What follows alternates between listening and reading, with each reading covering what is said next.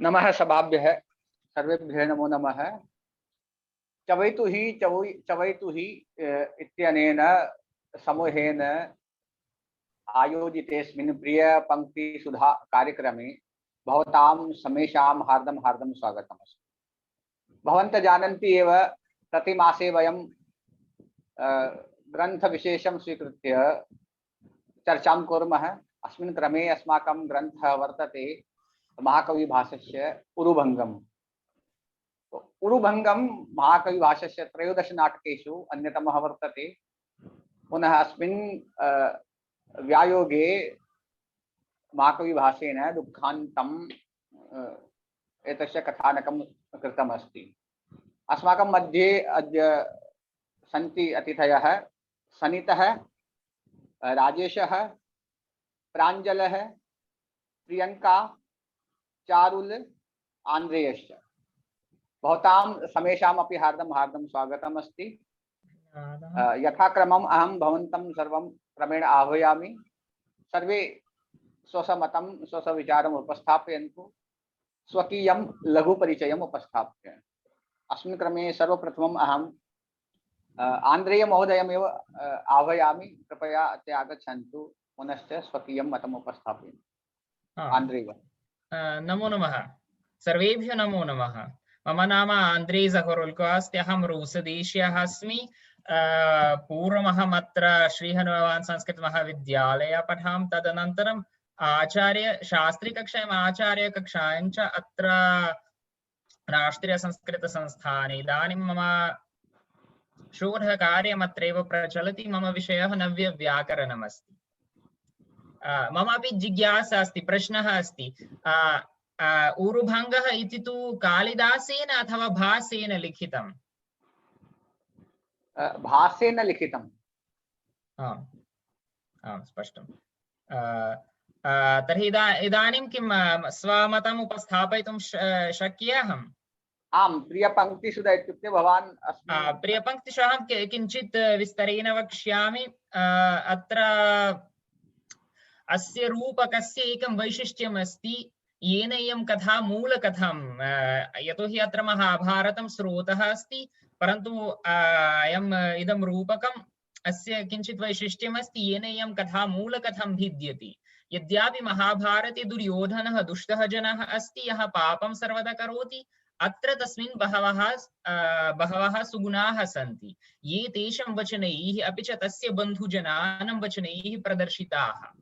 उदाहरणार्थम् एकपङ्क्तिः, यथा तस्य पिता धृतराष्ट्रः वदति, किं दृश्यते दुर्योधन नामधेयः कुलमानिः। अथवा इमानि राज्ञः वचनानि नमस्कृत्य वदामि त्वं, यदि पुण्यं मया कृतम् अन्यस्यामपि जात्यं मे त्वमेव जननी भव। इयं पङ्क्तिः मह्यम् अतीव रोचते। इत्यनेन वयं द्रष्टुं शक्नुमः कीदृशः आदरः स्वपितरां प्रति दुर्योधनस्य आसीत्। इत्यनेन अवगन्तुं शक्यते कथं सः राजा स्वपरिवारजनेषु स्निह्यति, तस्य आदरः पितरौ अपि प्रतिदृश्यति। अत्र तस्मिन् दुर्योधने अन्येऽपि गुणाः सुगुणाः सन्ति। उदाहरणार्थं वीर्यं, शुचित्वम्, आर्यत्वम्। यद्यपि राजा भीमसेनस्य कपटेन एव पराजयं प्राप्नोति, तथापि तस्य क्रोधः न भवति। सः स्वपुत्रम् अवदत्। अत्र अन्ये विशिष्टाः पङ्क्तयः सन्ति। श्लाघ्य श्रीराभिमान दीप्तहृदयो दुर्योधनो मे पिता, तुल्येनाभिमुखं रणेहत इति त्वं शोकमेव त्यज। स्पृष्ट्वा चैव युधिष्ठिरस्य विपुलं क्षौमापसव्यं भुजं, देयं पण्डुसुतैस्त्वया मम समं नामवसाने जलम्। अग्रेपि किञ्चित् वक्ष्यामि। कुपित सः दुर्योधनः राजा कुपितं बलरामं यः पाण्डवान् हन्तुम् ऐच्छत्, तथैव उवाच, अद्य प्रथमं रोषं विमुञ्च, वैरं विग्रहकथा च वयं च नष्टाः।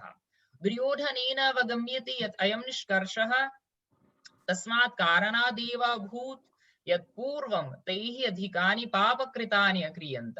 यथा हालयूधः वक्ति, अहो वैरं पश्चात्तापः संवृत्ताः इत्यनैः शब्दैः सम्पूर्णं रूपकं वर्णयितुं शक्यते प्रायः। वरं पश्चात्तापः संवृत्ताः प्रायः इत्यनया कथया सर्वे जनाः जानीयुः कथं जीवने स्वभाग्यं सगौरवं स्वीकरणीयम् इति उक्त्वा अहं समापयामि। धन्यवादः। धन्यवादः आंद्रेय महोदयः। सत्यं दुर्योधनस्य गुणान् अस्मिन् रूपके भासेन विवेचिताः। अग्रिमे क्रमे अहं चारुल महोदयाम् आह्वयामि। चारुल महोदय वर्तते। Good afternoon to all of you present here. My name is Charul Jain. I studied Shastri from Jain Darshan and Sanskrit from Udaipur. And presently I am studying Acharya from Sanskrit and in Rashtriya Sanskrit Sansthan. Today's session, our topic is Urubhangam. In English, we can say the breaking of ties. Urubhangam wrote by Bhas, which is physically narrative with elaborate dances and fight sequences narrating a remarkable play. Bhas is a very early Sanskrit playwright, probably the first, whose works are mostly believed to have been lost. He was active between 2nd century to the 5th century BC. In Urubhangam, he plays Duryodhan from the epic Mahabharata as the protagonist. Bhas looks at Duryodhan as a man with values. Urubhangam is the only Bhas play found and preserved. It was found out of India in Buddhist colony. Although all of the Duryodhan's negative, indeed evil deeds are retained, he also gets a side not normally seen. His character is in Urubhangam, the Krishna is portrayed as a character of the wrong character, or we can say negative character. A powerful sequence builds the emotion against Krishna when Gandhiri wails for the dead Duryodhan and curses Krishna. And I think there was strong elements of looking at Draupadi and the other women in the Mahabharat and Urubhangam. They seem to speak women's rights and abuse, and mainly it is the current situation of our India, current affairs of our nation. Although Urubhangam contains the same core spotlight as the Mahabharat, Bhas altering the certain aspects results in a different presentation in story. The most extreme of these alterations in Bhas' portrayal of Duryodhana, who in the Mahabharata is viewed as a villain, but in Urubhangam is given more human qualities, while tragedy is very rare in Sanskrit dramas. Bhas' presentation of Duryodhana's side of the tale adds something different tragic elements to the play, and that's what I like it. Thank you. धन्यवादः। धन्यवादः। न हि सर्वः सर्वं जानाति इति काचन उक्तिः वर्तते। सर्वः सर्वमपि न जानाति। तथैव दुर्योधनस्य यथा वृत्तान्तं यथा चरित्रं महाकवि भासेन स्वकीय दृष्टिकोणे दृष्टं, तस्य चरित्रस्य गुणाः अपि वर्णिताः। अनेन तस्य गुणग्राहित्वं दृश्यते। पुनः अस्मिन् क्रमे इदानीम् अहं राजेश महोदयम् आह्वयामि। राजेश महोदय समागच्छन्तु, स्वकीयं मतं प्रियां पंक्तिम् उपस्थापयतु। नमो नमः सर्वेभ्यः। मेरा नाम राजेश है और मैं एक सीबीएसई स्कूल में एज ए टीचर पढ़ाता हूँ, संस्कृत पढ़ाता हूँ। और भास के बारे में और भास जी के नाटक के बारे में हमने सबसे पहले जब हम लोग बीए में पढ़ रहे थे संस्कृत नाटक, तब हमें इंट्रोड्यूस हुआ था। तब मैंने जब एम आई ऑडिबल? हाँ, श्रूयते। हाँ, तब सबसे पहले हमने उनके नाटक के बारे में सुना था और उनके नाटक की विशेषता हमने ऑब्जर्व की उसमें कि हम जिनको नॉर्मल लाइफ में विलन समझते हैं, जैसे दुर्योधन होगा या फिर कई तो उनके बारे में एक अलग ढंग से, एक अलग एंगल से उन्होंने अपने नाटकों में उनके बारे में लिखा है और कुछ इस तरह से प्रेजेंट किया है उन्हें जैसे कि वो मेन लीड रोल हो, जो हम पॉजिटिव वाला, ना कि निगेटिव रोल हो के वो पॉजिटिव रोल है, ऐसे हमें लगता है उसमें। इस तरीके से कुछ इन्होंने मतलब भास ने अपने नाटकों में उन्हें प्रेजेंट किया है कैरेक्टर्स को। तो उनमें जो उरुभंग नाटक है उसमें मुझे सबसे अच्छे 2 श्लोक लगे, जो बलदेव और दुर्योधन के बारे में जो संवाद, दोनों का जो संवाद था, वो 2 श्लोक मुझे अच्छे लगे, क्योंकि उसमें दुर्योधन का जो धैर्य है वो उससे हमें प्रतीत होता है। तो मैं वो श्लोक पहले सुनाता हूँ और उसके बारे में कुछ हम बात कुछ अपनी मत सामने रखूंगा। तो पहला श्लोक है, जब बलदेव क्या है कि गुस्सा होके, जो क्योंकि छल किया था भीम ने कृष्ण के साथ मिलके, तो छल किया था और उनके जब बलदेव ने देखा तो कि ये छल हुआ है, तो उनके पास आके उसने बोला कि नहीं, मैं इनको अभी क्या है, भीम को छल किया है तो उसको अभी मारूंगा। तो ऐसे करके उनके पास जा रहा है। तो क्या उसको समझाने के लिए दुर्योधन देखो क्या बोल रहा है, आदिप्तानलदारुणात् जतगृहात् बुद्ध्यात्मनिर्वाहिना युद्धे वैश्रवणानले अचल शिरोवेग प्रतिस्फालिना भीमेनाद्य हिडम्ब राक्षस प्रतिप्राण प्रतिग्राहिणा यद्दैव शमवैस्सि मां छलजितं भो राम नाहं जितं नाजितः।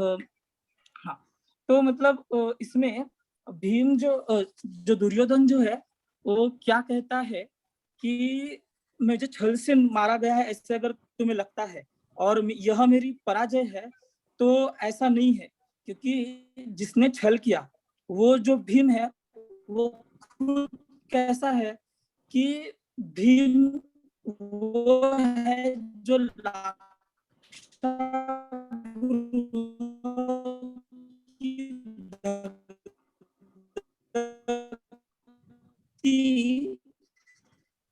जो आग है उससे भी अपने बुद्धि से क्या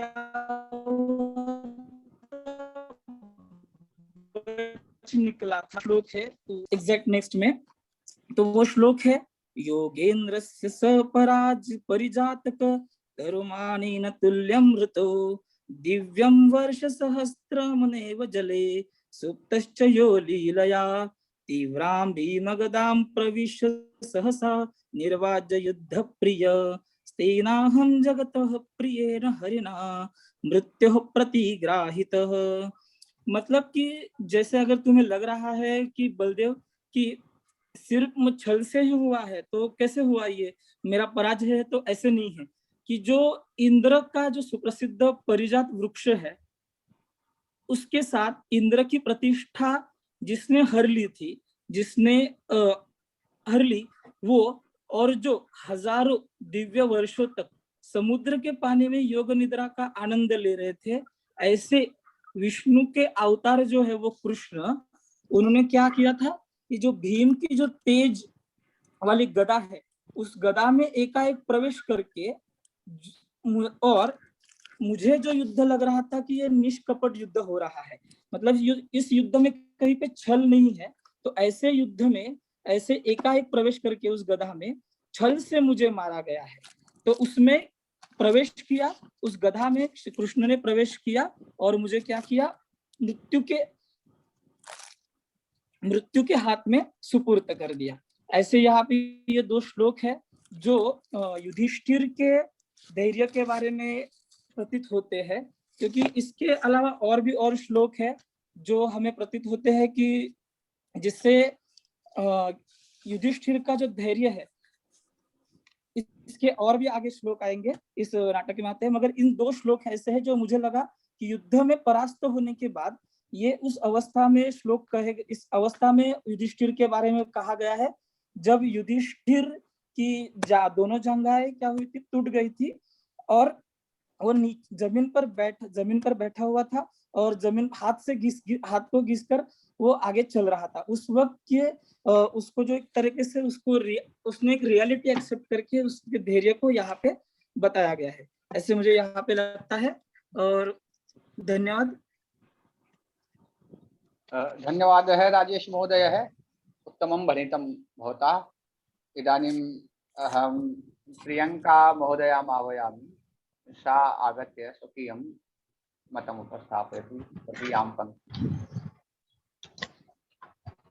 सभी को नमस्कार। मैं प्रियंका जैन, मैंने जैन दर्शन से शास्त्री किया है उदयपुर से, और अभी मैं आचार्य कर रही हूँ संस्कृत साहित्य से जयपुर परिसर से। जो उरुभंग एकांकी है वो मैंने पढ़ी तो स्टार्टिंग में मुझे लगा कि मैं कोई एक्शन फिल्म देख रही हूँ। तो जिनको भी एक्शन फिल्म देखनी हो और अभी मोबाइल और टीवी पर ना देख पा रहे हो तो वो उरुभंग एकांकी को पढ़ें तो उन्हें एक्शन फिल्म देखने को मिलेगी, ऐसा मैंने अनुभव किया।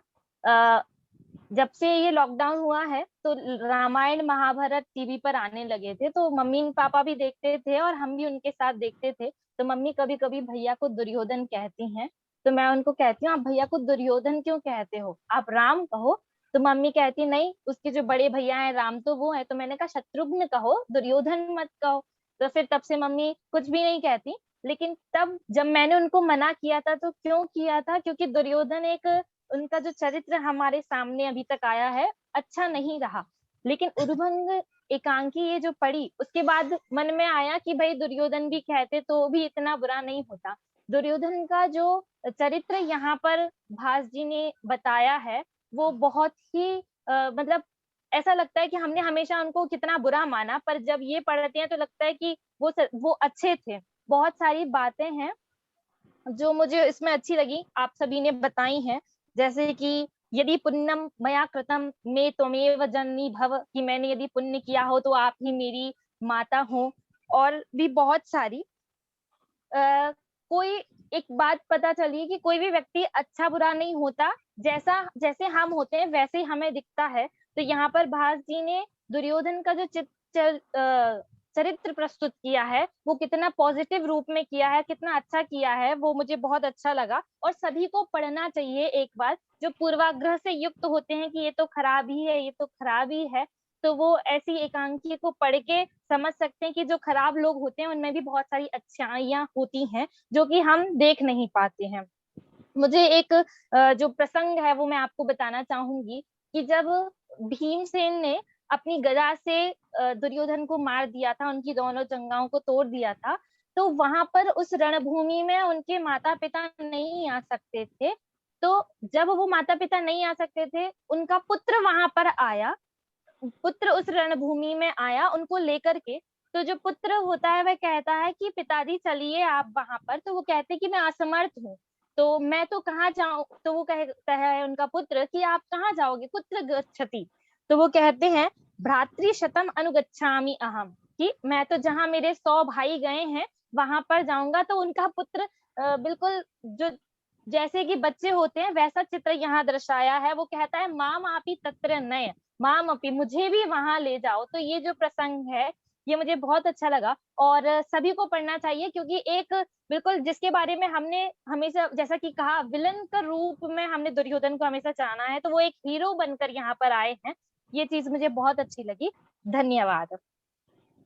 धन्यवाद। और ये जो पंक्ति आपने बताया, उसके बाद जब वो बालक कहता है कि हाँ मुझे भी वहां पे लेके चलो, उसके बाद की पंक्ति और भी करुण रस और मर्मस्पर्शी है। वो कहते हैं कि ठीक है, अगर आपको जो बच्चे को बोलते हैं कि यदि जाना है तो वृकोदरम वद, भीम को ऐसा कहो, वो भेज सकते हैं। तो ये पंक्ति और भी है कि उस वो बालक को कह रहे हैं कि अब तुम जाके अपने चाचा को कहो तो वो तुमको मेरे साथ भेज देंगे। जी, बहुत शानदार ये।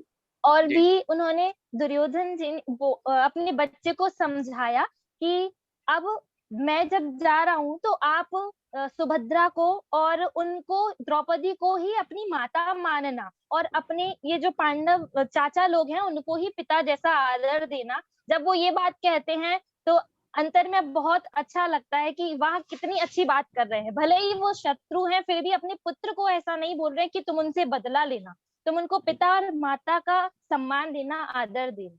धन्यवाद। बिल्कुल, धन्यवाद। बहुत बहुत धन्यवाद प्रियंका। इदानीम् अहं प्राञ्जल महोदयम् आह्वयामि। प्राञ्जल यदि वर्तते चेत् कदाचित्। प्राञ्जल।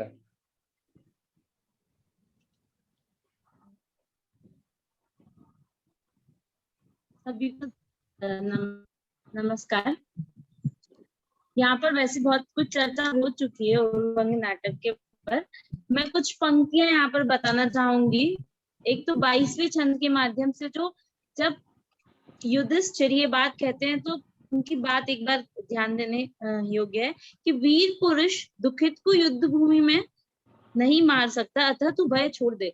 जब युधिष्ठिर भीम को मार रहे थे तो जब वो गिर गए तो उसके बाद उन्होंने युद्ध की नीति नहीं छोड़ी कि जब वो गिर गए तो उन्होंने फिर उन्हें मारा नहीं, लेकिन भीम ने युद्ध नीति से विरुद्ध होकर उन्हें कृष्ण के कहने पर जब मार दिया तब भी उन्होंने गुस्सा नहीं किया और उसका प्रतिरोध नहीं किया। तो हम उनके कैरेक्टर से ये सीख ले सकते हैं कि हमें कैसे धैर्य धारण करना चाहिए और जो नीति नियम बनाए गए हैं उन्हें अपनाना चाहिए।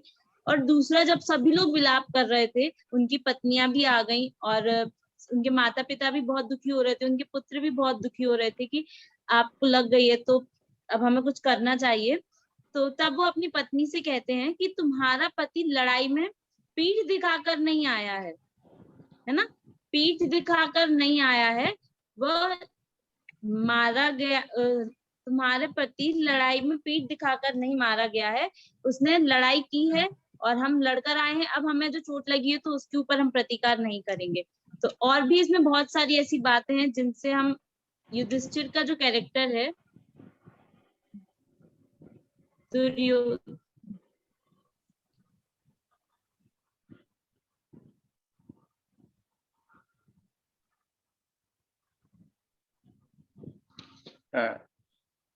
प्राञ्जल भवती वर्तते वा?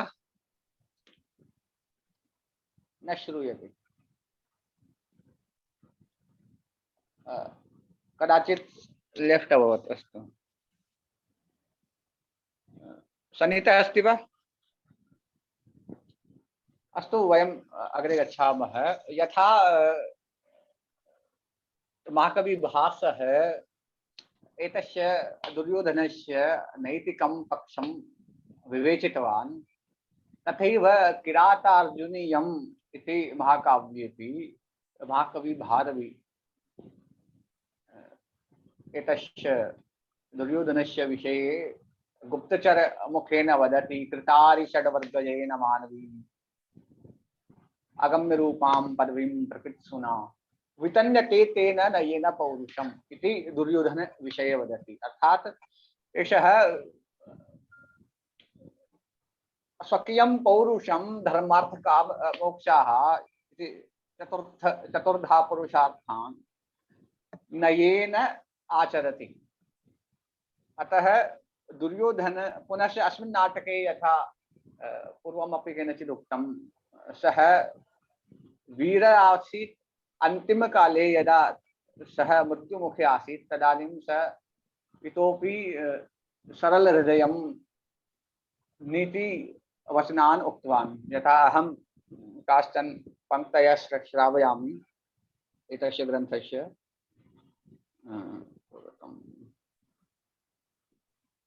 अत्र वर्तते, यथा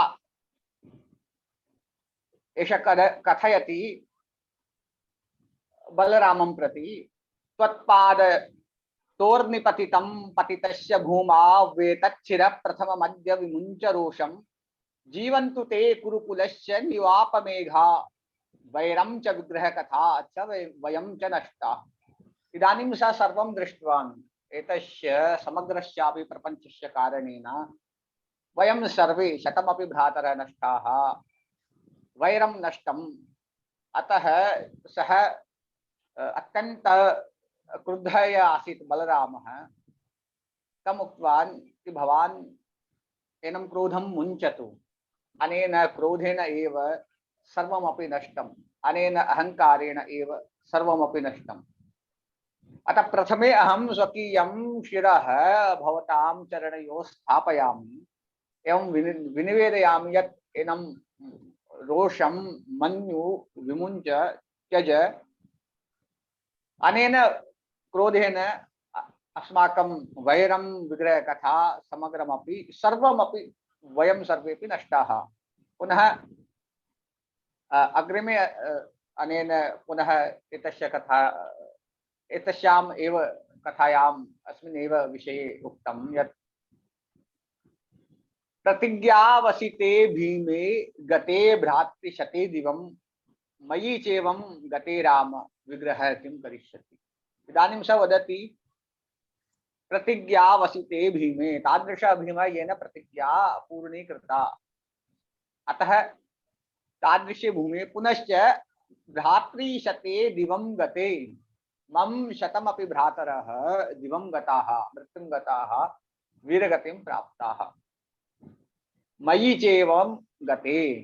पुनः अहम इदानीं गच्छन् अस्मि, अहमपि मृत्युर्मुखे अस्मि, सद्य एव मरणं ध्रुवमेव।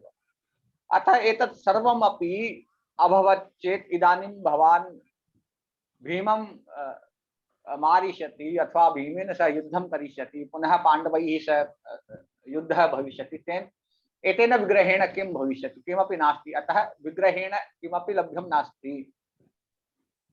अन्यच्च एकस्मिन् स्थाने पुनः दुर्योधनः वदति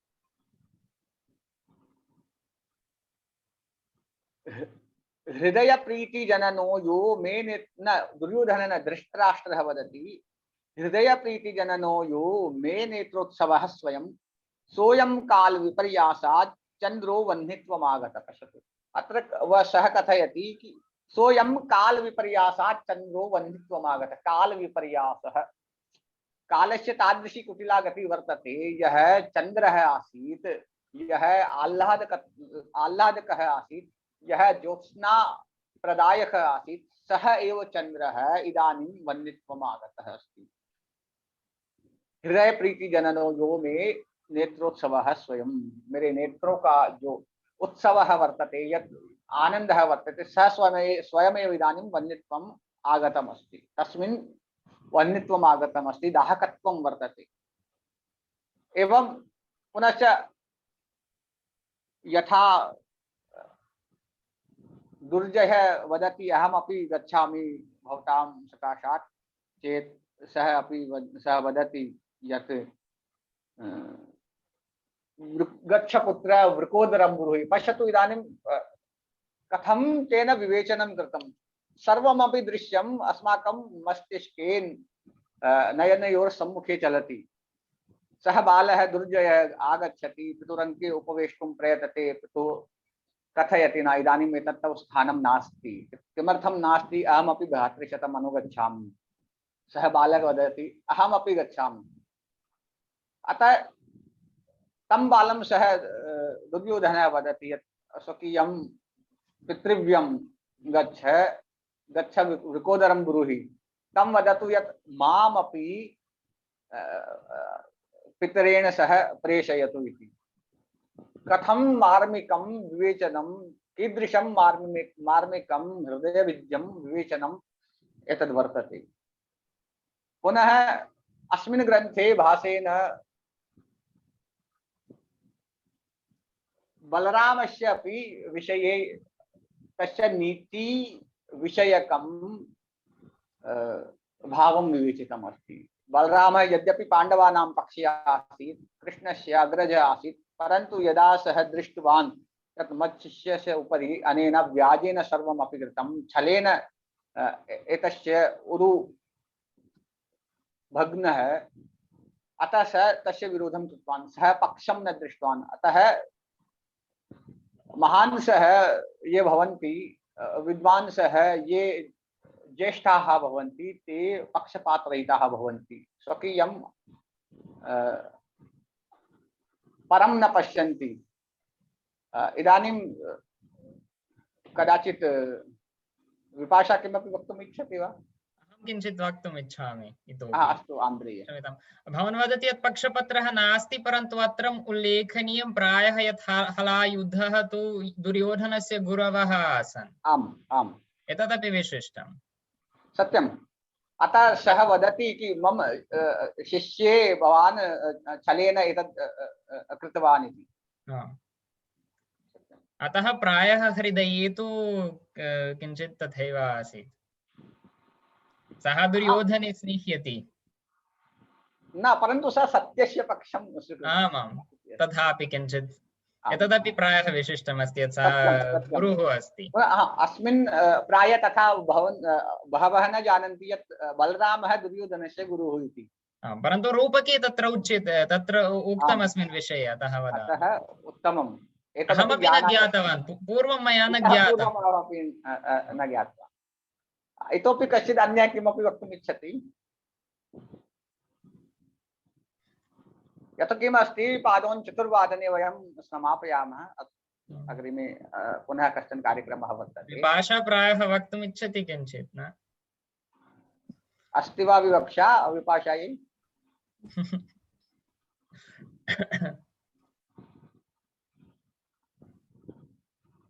अस्तु, इतोपि भवन्तं सर्वान् अपि सूचयामि यत् वयं, भवन्तः जानन्ति एव, वयं प्रतिमासे एवं कार्यक्रमं कुर्मः। अग्रिमे अस्माकं कः ग्रन्थः भविष्यति एतस्य विषये चवैतुः इति समूहे वयम् उपस्थापयामः। प्रतिमासस्य प्रथमरविवासरे वयम् एतस्य कार्यक्रमस्य आयोजनं कुर्मः। अतः सर्वेपि अस्माकं समूहस्य यत् पेज् वर्तते तत्र पश्यन्तु। इदानीम् अस्मिन् क्रमे वयम् आधुनिककवेः कमपि ग्रन्थं स्वीकृत्य एतादृशीं चर्चां कुर्मः।